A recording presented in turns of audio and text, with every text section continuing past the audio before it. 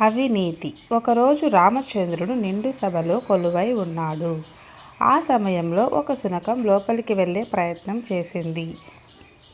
భటులు అడ్డుకున్నారు. అయినా అది వెనక్కి తగ్గలేదు. నేను రాముల వారికే నా సమస్యను విన్నవిస్తాను అని భీష్మించుకుంది. దీంతో సార్వభౌముడి ముందు ప్రవేశపెట్టారు. నన్ను ఓ వ్యక్తి అకారణంగా గాయపరిచాడు, అతన్ని శిక్షించండి ప్రభు అని వేడుకుందా శునకం. వెంటనే నిందితుడిని పిలిపించారు. అతను తన తప్పు ఒప్పుకున్నాడు.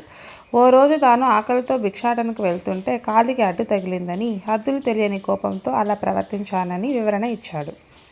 తెలిసి చేసినా తెలియక చేసినా తప్పు తప్పే, శిక్ష తప్పదు అని తీర్మానించింది సభ. అయితే ఆ యాచకుడిని ఏదైనా ఆధ్యాత్మిక సంస్థలో ఉన్నతాధికారిగా నియమించండి, ఇదే తగిన శిక్ష అని సూచించింది శునకం. కుక్క మాటకు అందరూ ఆశ్చర్యపోయారు.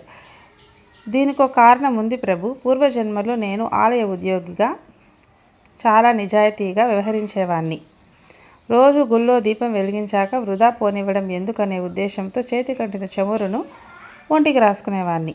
పిసరంతే కావచ్చు, అవినీతే. దేవుడి సొత్తు తిన్న పాపానికి ఈ జన్మలో ఇలా పుట్టాను.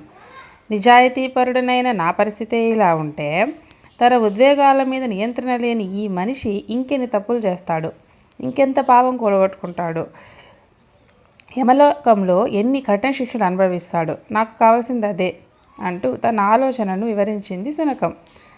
నయతి ఇతి నీతి. మనిషికి దారి దీపమై నిలిచేది నీతి.